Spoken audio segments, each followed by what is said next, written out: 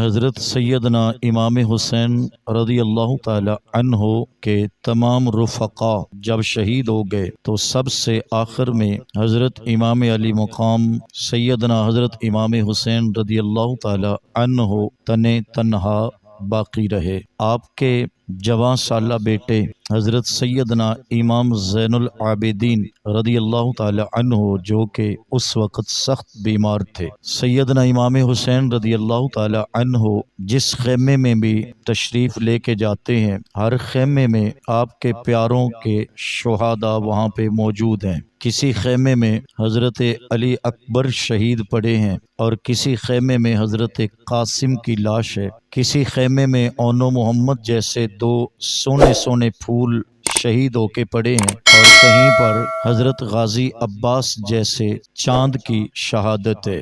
امام علی مقام رضی اللہ تعالی عنہ کے اپنے آنسو ہیں جو تھم نہیں رہے، تو اپنے گھر والیوں کو اکٹھا کیا اور آپ نے ایک آخری وصیت فرمائی اور فرمایا کہ تم اللہ کے نبی کے گھر کے پھول ہو اور تمہیں خیال ہونا چاہیے کہ تم اس ہستی کی بیٹیاں ہو جس کے چہرے کو چاند اور سورج نے بھی نہیں دیکھا۔ خیال رکھنا کہ کسی کی بے پردگی نہ ہو جائے۔ خصوصاً آپ نے اپنی صابرہ شاکرہ بہن حضرت سیدہ طیبہ سیدہ زینب سلام اللہ تعالی علیہا کو وصیت کی اور فرمایا کہ اے میری بہن، میرا امتحان تو ختم ہونے جا رہا ہے لیکن تیرا امتحان اب شروع ہونے جا رہا ہے۔ خیال رکھنا ہمارا گھرانہ پاک ہے اور ہم پاک گھر کے رہنے والے ہیں۔ جہاں ہم نے اپنے پردے کا خیال کرنا ہے وہاں اپنی آواز پہ بھی قابو رکھنا ہے۔ سلام ہو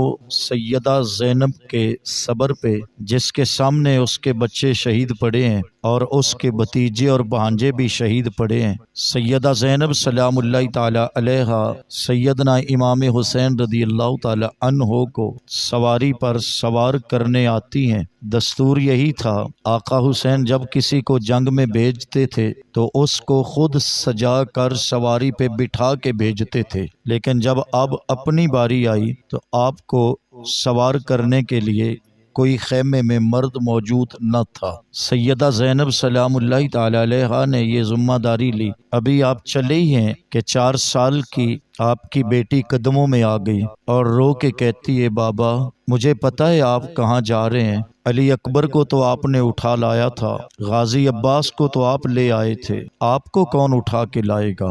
اور کہا کہ ابا جی مجھے نیند نہیں آتی تھی جب تک آپ کے سینے پہ میں سر نہیں رکھتی تھی اور آپ مجھے قرآن کی لوریاں نہیں سناتے تھے۔ بتائیے نا میں کس کے پاس سو لوں، کس کی گود میں سر رکھوں گی؟ میرے آقا امام حسین نے فرمایا ہوگا نا بیٹا، دستور بدل سا گیا ہے، اب تو اپنی ماں کے پاس رہنا اور تیرا بھائی علی اصغر میرے پاس ہوگا۔ سیدنا امام حسین رضی اللہ تعالی عنہ میدان عمل کی طرف چلے ہیں۔ اتمام حجت پھر خطاب فرمایا ہے، لوگوں میری طرف دیکھو تو صحیح، میرا حق پہچانو تو صحیح، میں وہ حسین ہوں جسے حضور اپنے کندھوں پہ بٹھا کر مدینہ کی سیر کرواتے تھے، لیکن ان پر کوئی اثر نہیں۔ سیدنا امام حسین رضی اللہ تعالی عنہ پر وار جاری ہوئے، کسی نے آپ پر تیر چلا دیا، کسی نے آپ پر نیزہ چلایا، جس کے ہاتھ میں جو تھا وہ آپ کی طرف پھینکا گیا۔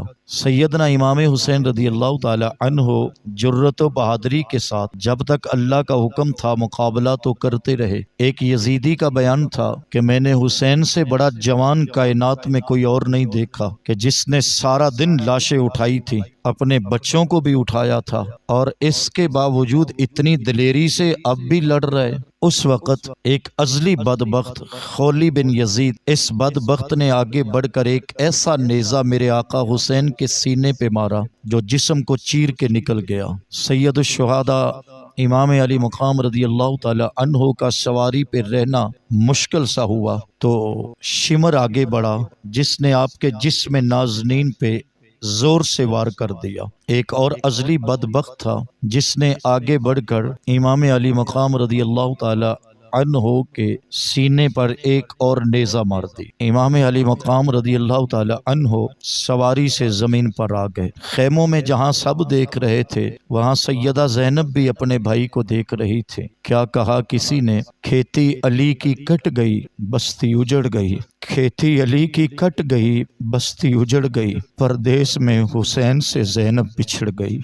سیدنا حضرت امام حسین رضی اللہ تعالی عنہ اس حال میں سجدے میں سر رکھتے ہیں اور اللہ کے نام کی تسبیح پڑھتے ہیں اور پھر عرض کرتے ہیں، مالک تو دیکھ رہا ہے تیرے حسین کے ساتھ کیا ہو گیا۔ سیدنا امام حسین رضی اللہ تعالی عنہ اللہ کی بارگاہ میں عرض کرتے ہیں، یا اللہ، حسین کے پاس جو کچھ تھا سب تیرے راہ میں دے دیا، میں نے 6 ماہ کے بچے کو بھی نہیں سنبھالا، جو چل سکتے تھے میں نے سجا کے تیری بارگاہ میں دیے، جو نہیں چل سکتے تھے میں ہاتھوں پہ اٹھا کے لے آیا۔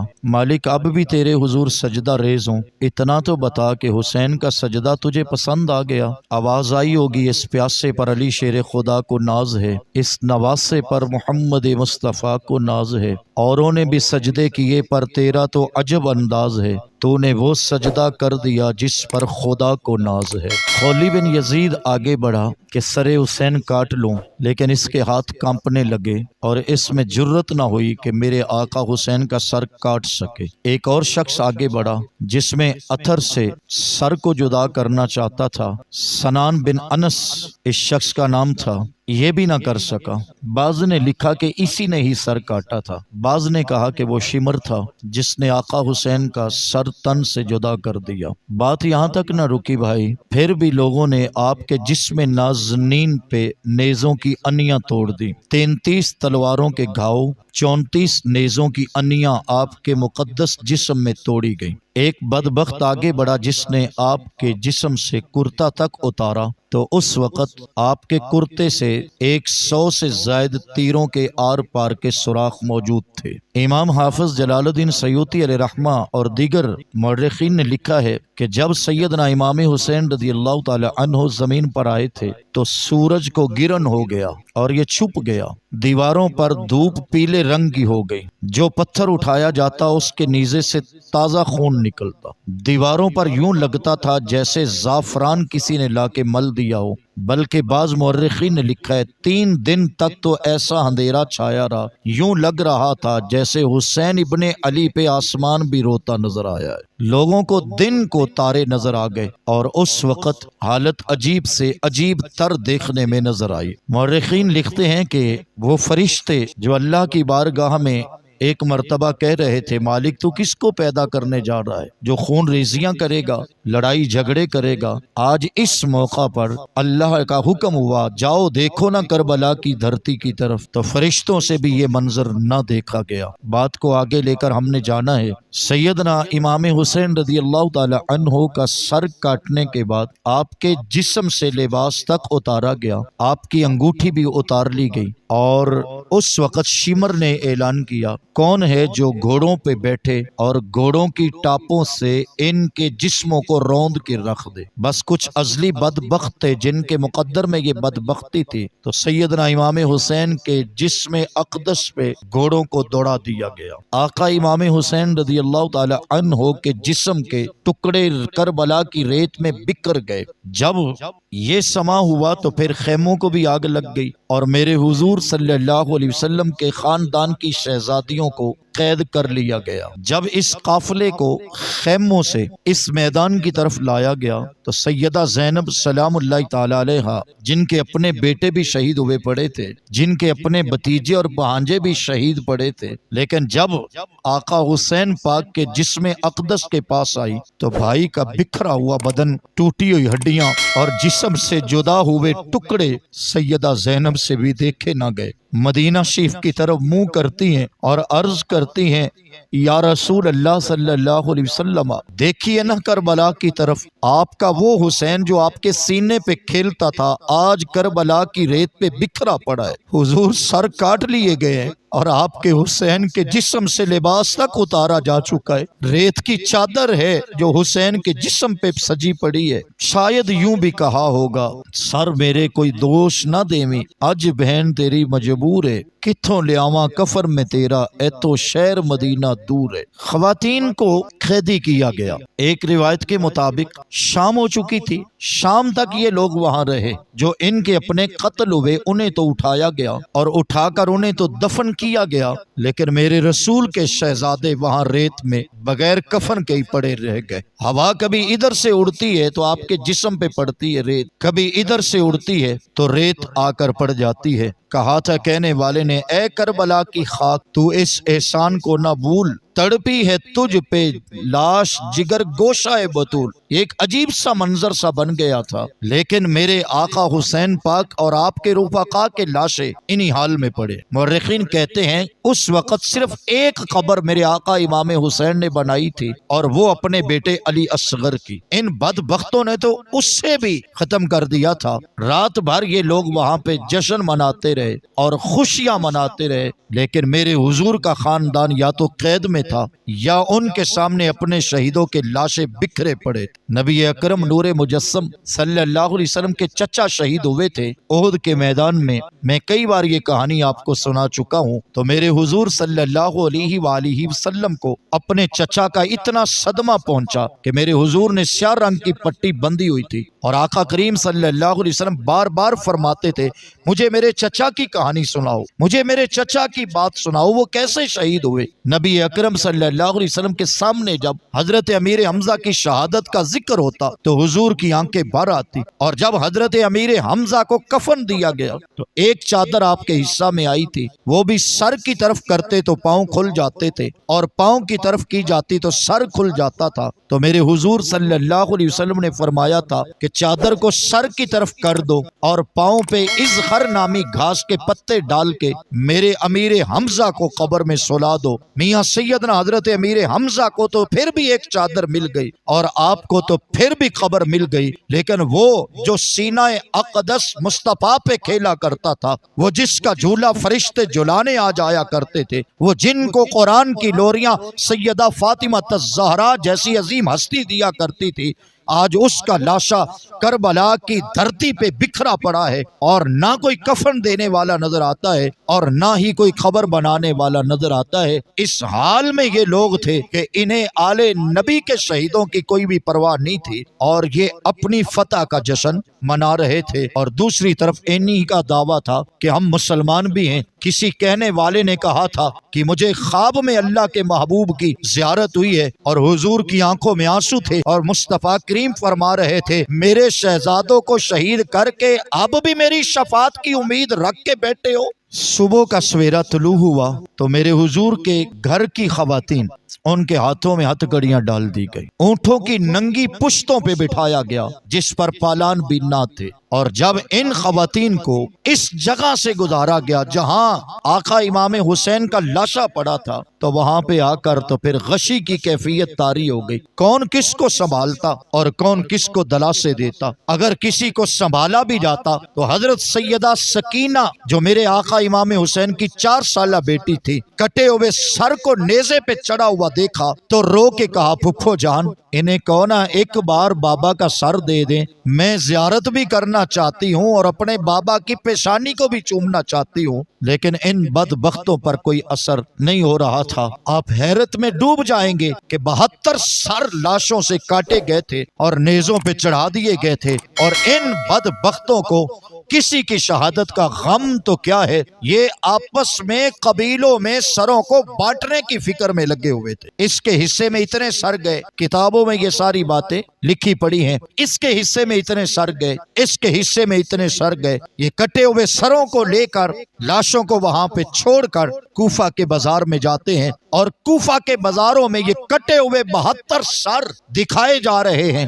اور اگر کسی کو نہیں پتا تو بتایا جا رہا ہے یہ وہ لوگ ہیں جو حکومت کے باغی ہیں اور انہوں نے حکومت کے خلاف بات کی ہے، اس لیے ان کے سر کاٹے گئے ہیں۔ سیرت نگاروں نے لکھا ہے کہ جب میرے آقا امام حسین کا کٹا ہوا سر نیزے پہ چڑھا ہوا تھا تو اس وقت کوفے کے بازار کے ایک مکان میں ایک شخص اپنے گھر میں قرآن پڑھ رہا تھا اور اس کی زبان پر سورہ کہف کی ایک آیت تھی، ام حسبت ان اصحاب الکہف والرقیم کانوا من آیاتنا عجبا، کہ اصحاب کہف کا قصہ بھی کتنا عجیب ہے۔ تو کٹے ہوئے سر حسین سے آواز آ گئی، او قرآن پڑھنے والے، اگر اصحاب کہف کا قصہ عجیب ہے تو آل نبی کا کربلا میں کٹ جانا یہ اس سے بھی بڑا عجیب ہے۔ بازاروں میں پھرایا گیا اور پھر کوفے کے دارالحکومت میں یہ کٹے ہوئے سر لائے گئے۔ بات کو تیزی سے آگے پڑھتے ہیں۔ ابن زیاد بدبخت علیہ لعنت یہ دارالحکومت میں بیٹھا ہے کہ اس کے آگے لا کر کٹے ہوئے سر رکھے گئے۔ اس کی نظر حضرت سیدنا امام زین العابدین پہ پڑ گئی۔ پوچھنے لگا یہ کون ہے؟ کہا گیا کہ یہ حسین ابن علی کا دوسرا بڑا بیٹا ہے اور اس کا نام علی بن حسین ہے، زین العابدین اس کو کہتے ہیں۔ ابن زیاد کہنے لگا کہ یہ کیوں بچا ہے، اس کا سر کیوں نہیں کاٹا گیا؟ جاؤ اور اس کا سر کاٹ کے میرے سامنے رکھو۔ جب ایک بدبخت تلوار لے کر آگے بڑھا تو سیدہ زینب پر سلام ہو امام زین العابدین کو اپنی باہوں میں لے لیا۔ یہاں آ کر مولا کائنات کی شہزادی نے کچھ تاریخی سے جملے ارشاد فرمائے۔ کچھ جملے تو اہل کوفہ کے لیے تھے اور ان کو تاریخی خطاب کیا۔ سیدہ زینب سلام اللہ تعالی علیہا نے ارشاد فرمایا، کوفے والوں کا رونا دیکھ کر اب روتے ہو، اب پیٹتے ہو، اب تمہارا رونا کس کام آیا جب حضور کے گھر والوں کو خط لکھ کر بلا کے پھر بھی دھوکہ کیا؟ فرمایا اللہ تمہیں کبھی بھی معاف نہیں کرے گا، تم کیا تمہاری نسلیں بھی روتی رہیں گی جو تم نے آل نبی کے ساتھ سلوک کر دیا۔ اس وقت ابن زیاد سے کہا، او بدبختہ، حضور کا پورا خاندان کٹ گیا، نبی کے خاندان سے سوائے اس کے کوئی اور فرد نہیں رہا، 71 لاشوں کے سر تیرے سامنے ہیں اور تیری پیاس ابھی بھی نہیں بجھی۔ تب آ کر فرمایا زین العابدین تک پہنچنے سے پہلے میرا سامنا کرنا ہوگا۔ تب جا کر اس بدبخت نے خاموشی اختیار کی۔ سیدنا امام حسین رضی اللہ تعالیٰ عنہ کے سر کو دیکھا تو اس کے ہاتھ میں چھڑی تھی۔ ایک طرف تو کہنے لگا کہ واہ حسین، تیرے جیسا سونا میں نے کائنات میں دیکھا نہیں کہ تیرا سر کٹ بھی گیا ہے، نیزے پر چڑھا بھی ہوا ہے، اس کے باوجود بھی تو اتنا سونا لگ رہا ہے۔ پھر اس نے چھڑی ماری لب حسین پر تو وہاں موجود تھے حضرت انس جو بوڑھے صحابی تھے، تو آپ سے یہ دیکھا نہ گیا تو اونچی آواز سے کہا، بدبخت، آل نبی کے شہزادوں کو ذبح کر کے اب بھی ان کے ہونٹوں پہ چھڑی مار رہا ہے، پیچھے ہٹا اپنی چھڑی کو اور میرے سامنے ایسا نہ کر، کیونکہ ان آنکھوں نے خود محمد مصطفیٰ کو ان لبوں کو چومتے دیکھا ہوا تھا۔ ابن زیاد بدبخت کہنے لگا کہ اگر تم بوڑھے نہ ہوتے تو میں تمہارا بھی سر قلم کر دیتا۔ تو حضرت انس کہنے لگے، جس کو آل نبی کے شہزادوں کی پرواہ نہیں ہوئی اسے میرے بڑھاپے کی غیرت کیسے آ گئی؟ اب تجھے غیرت آ رہی ہے؟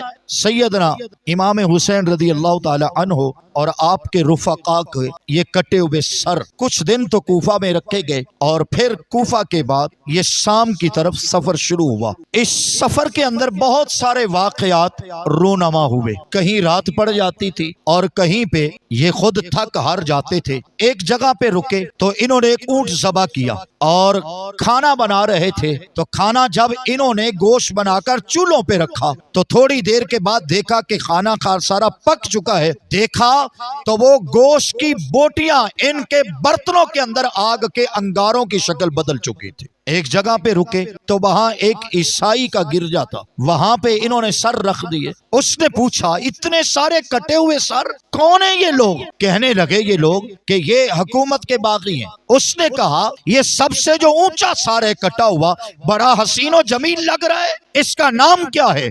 تو ایک نے کہا اس کا نام حسین ہے۔ تو وہ عیسائی راہب کہتا ہے کیا یہ وہ حسین ہے جو فاطمہ کا بیٹا ہے؟ کہا ہاں یہ فاطمہ کا بیٹا علی شیر خدا کا لخت جگر ہے۔ تو وہ کہنے لگا لعنت ہو تم پر، تم نے اپنے رسول کی بیٹی کے بیٹوں کے ساتھ یہ سلوک کیا۔ اور پھر کہا آج رات میرے پاس ہو تو یہ سر آج کی رات میرے گرجے میں رکھ دو۔ کہا ایسے تھوڑا رکھ دیں گے، ہمیں قیمت چاہیے۔ کچھ قیمت طے ہوئی جو انہوں نے وصول کی، اور ساری رات وہ شخص ان کٹے ہوئے سروں کو خوشبو لگا لگا کے زیارتیں کر رہا ہے، پھر ان کو چومتا چلا جا رہا ہے۔ جب آدھی رات کا وقت گزرا، آقا حسین کے سر انور سے ایک نور آسمان کی طرف گیا تو اس وقت اس راہب کی آنکھیں کھل گئی۔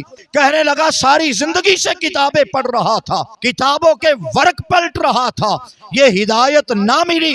اے حسین ابن علی، تم گواہ ہو جاؤ، تیرے چہرے کے حسن کو دیکھ کر تیرے نانا محمد کا کلمہ پڑھ رہا ہو۔ علماء نے کہا جس نے ادب کیا اللہ نے اس کو ایمان کا نور دے دیا، اور جنہوں نے آل نبی کے ساتھ ایسا سلوک کیا، یہ قافلہ چلا آگے۔ یہ قافلہ جا رہا ہے شام میں۔ واقعات بہت سارے میں نے کہا رونما ہوئے۔ شام میں پہنچنے سے پہلے شام کے اندر یہ اعلان ہو چکے تھے کہ وہ لوگ جنہوں نے حکومت سے بغاوت کی ہے ان کو مار دیا گیا اور ان کے سر کاٹ کے یہاں لائے جا رہے ہیں۔ اور اتفاق یہ بھی ہوتا تھا کہ 72 کٹے ہوئے سر جس بستی سے گزرتے تھے تو دیکھنے والوں کی پوچھے بغیر چیخیں نکل جاتی تھی۔ یارو ہم نے دیکھا نہیں آج کے اس دور میں کوئی ایکسیڈنٹ ہو جائے یا کوئی حادثہ پیش آئے، اور ہم دیکھتے بھی ہیں کہ گھر کے 4-4 5-5 افراد دنیا سے چلے گئے، تو مجھے بتائیے جس گھر کے اندر ایک ہی وقت میں 8 لاشیں آ جائیں،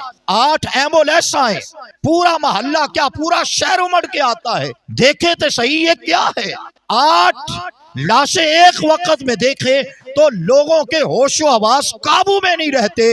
جاؤ سلام کرو حضور کے گھر والوں کو جن کے سامنے 8 نہیں پورے 72 لاشیں پڑے تھے، 72 سر کٹے پڑے تھے، لیکن پھر بھی صبر و تحمل کو سینے سے لگایا ہے۔ شام کی طرف یہ قافلہ جب شام کے قریب پہنچا تو بازاروں میں اعلان ہو گئے، لوگ دیکھنے کے لیے بازار میں اتنے آئے کہ شام کا بازار بھر گیا۔ لوگ مکانوں اور دکانوں کی چھتوں پہ چڑھ گئے کہ یہ منظر تو آج دیکھیں، یہ کون ہیں جن کے سر کاٹ لیے گئے، وہ کون ہیں جن کے جسم نہ جانے کہاں ہیں اور کس حال میں ہیں، اور سر کہاں ہیں، اور پھر نیزوں پہ چڑھے ہوئے ہیں، نہ جانے کب کے ہیں، پھر عورتیں ہیں کہ قیدی بنائی گئی، پھر عورتیں ہیں کہ ہاتھوں میں ہتھ کڑیا ہے، نہ جانے یہ کب کے ہیں، پانی بھی پیا ہے کہ نہیں پیا، کھانا بھی کھایا ہے کہ نہیں کھایا، نہ جانے ان کے ساتھ کیا سلوک ہوا۔ لوگ اپنے مکانوں کی چھتوں پہ چڑھ کے یہ منظر دیکھ رہے تھے۔ ایک بوڑھی خاتون جس نے یہ منظر دیکھا اپنی خادمہ سے کہا جاؤ پتہ کرو یہ کون لوگ ہیں۔ وہ خادمہ نیچے آتی ہے،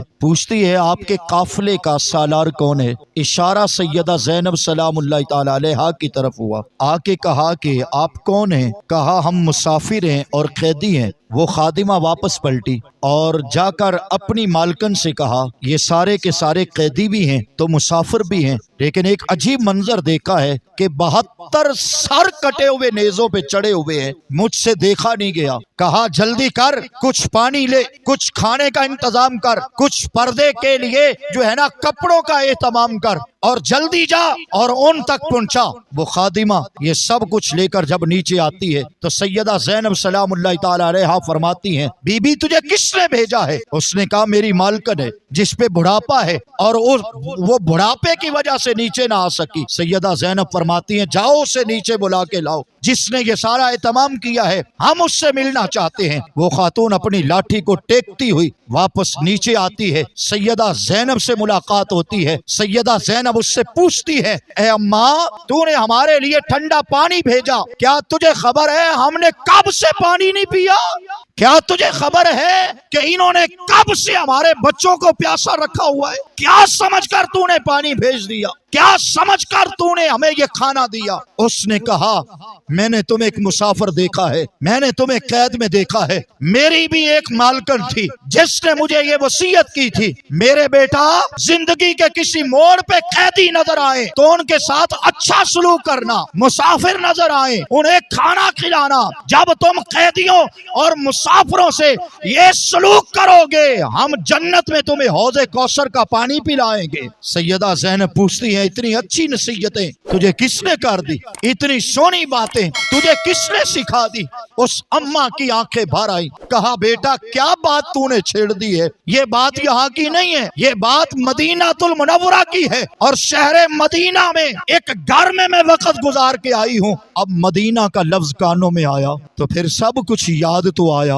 अब कौन सा मकान था जो सैयदा नहीं जानती थी? फरमाया अम्मा वो कौन सा मकान था? कहा वो मस्जिद नबवी के करीब था। अब सैयदा ज़ैनब समझ गई। फरमाया मस्जिद नबवी में जिस घर में तू रही है, जिस मालकन ने तेरी इतनी सोनी तरबियत की है, उसका नाम तो बता। रो के कहती है क्या बताऊं, उसका नाम फातिमा ज़हरा था। वो जन्नत की शहजादी थी, वो रसूलुल्लाह के जिगर का टुकड़ा थी, वो अल्लाह के महबूब के जिगर का टुकड़ा थी। जब सैयदा ज़ैनब ने माँ का नाम सुना तो आंखें भर आई और फरमाने लगी अम्मा अल्लाह तेरा भला करे, तूने हम पे एहसान किया। कहने लगी वो अम्मा बेटा जब तूने इतना सब कुछ पूछा है तो फिर बता कि तू अगर सैयदा फातिमा को कैसे जानती है। कहा तुझे क्या खबर। उसने कहा मैं उस घर की खादिमा रही हूँ, बता उस घर में किस किस को देखा था। कहा एक फूल था जिसे हसन कहते हैं, एक फूल था जिसे हुसैन कहते हैं, एक जन्नत की कली थी जिसे ज़ैनब कहते हैं, हाथों पे उठाया हुआ था, उनको खिलाया हुआ था। अब अम्मा से कहा गया अम्मा जा अल्लाह तेरा भला करे, बता तेरे हक में क्या दुआ करे। वो अम्मा कहती है एक दुआ कर दो। सुना है मुसाफिर की दुआ कबूल होती है, रब जीते जीते हसन हुसैन की ज़ियारत करवा दे। सैयदा ज़ैनब ने कहा अम्मा अल्लाह ने तेरी मुराद को पूरा कर लिया। इन कटे हुए सरों में जो सबसे ऊंचा सर चमक रहा है वही तो मेरे वीर हुसैन का है। अम्मा की चीख निकल गई और वहीं हाथ उठा के कहा रब्बा मुझे किस हाल में तूने हुसैन दिखा दिया, ये तो जन्नत के शहजादे थे, किस हाल में ये देखना नसीब हुआ। काश के ये हाल देखने से पहले मैं मर जाती। ये काफिला आगे बढ़ा, ये काफिला यजीद के दरबार में पहुंचा। ये जो अहम और जरूरी बातें हैं समझिएगा इन बातों को। यहाँ कुछ यजीद के वकील हैं इस दौर में जो उसकी वकालत करते और सफाई देते हैं। यजीद को पता नहीं था, काफिला आया तो उसने ये सलूक किया। सुनिए जब ये कटे हुए सर यजीद के दरबार में रखे गए, बहुत सारे बैरून मुल्कों के सफीर वहां पर थे। एक सफीर वहां का पूछता है यजीद से ये कटे हुए सर किन के हैं? कहा गया हुकूमत के बागी हैं। उसने कहा फिर ऐसा सलूक क्यों किया? वही सवाल फिर दोहराया गया और उसने पूछा ये जो सबसे ऊंचा सर चमक रहा है ये किसका है? बताया गया हुसैन इब्ने अली का है, वो हुसैन जो फातिमा का लाल था। कहा हाँ। उस सफीर ने वहीं पर यजीद से कहा लानत हो तुझ पर और तेरी हुकूमत पर, तूने फातिमा के जिगर के टुकड़े को तड़पा के रख दिया। अब यजीद को दाएं बाएं ये बातें सुनना पड़ी। हजरत इमाम ज़ैनुल आबिदीन को बुलाया और कहा कि जो हुआ वो आपके सामने है, अब आप क्या कहना चाहेंगे। हजरत सैयदना इमाम ज़ैनुल आबिदीन रज़ियल्लाहु ताला अन्हु ने 4 शर्तें रखी इसके आगे। ये 4 बातें हैं जो हमारी तू मान ले। कहा मैं मानने को तैयार हूँ। पहला सवाल किया हजरत इमाम ज़ैनुल आबिदीन रज़ियल्लाहु ताला अन्हु ने। फरमाया अगर तू कहता है कि मुझे पता नहीं चला, ये सब कुछ ऐसे ही हो गया है, तो फिर तू ऐसा कर जो मेरे बाबा के, मेरे भाई के, मेरे खानदान के कातिल हैं उनको यहाँ ला और हमारे सामने खड़ा कर। तो यजीद ने कहा ये नहीं हो सकता, कोई और बात करो। हजरत सैयदना इमाम ज़ैनुल आबिदीन रज़ियल्लाहु ताला अन्हु ने फरमाया फिर ऐसा कर जुमा की नमाज का खुतबा मुझे कहने दे कि जुमा का खुतबा मैं पढ़ता हूँ। तो जान गया। सोचिए ना 14 सदियां बीत गई हैं, वाक़या करबला आज पढ़ें तो पत्थर भी फट पड़ते हैं, वाक़या करबला को आज शुरू करें तो आंखें रुकती नहीं। मेरे जैसा निकम्मा पढ़े या कोई और खतीब पढ़े तो वाक़या करबला सुना नहीं जाता, दिल फटता है।